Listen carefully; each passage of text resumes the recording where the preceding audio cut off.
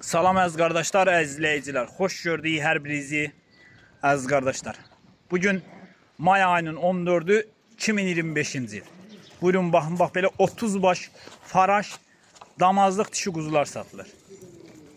Buyurun baxın, maşallah olsun, heyvanlar da göz qabağındadır. Super heyvanlardır.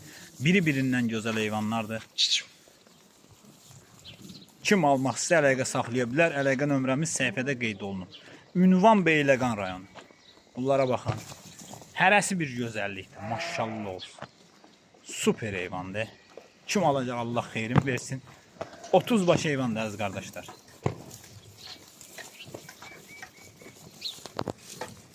Buyurun baxın. Ay maşallah, bunlara baxın. Super heyvanlar. Böyle 30 baş heyvanlar əziz qardaşlar. Faraş dişi quzular. Bunlar taxıl biçimi gibi hamısı qoşdan çıxan heyvanlar.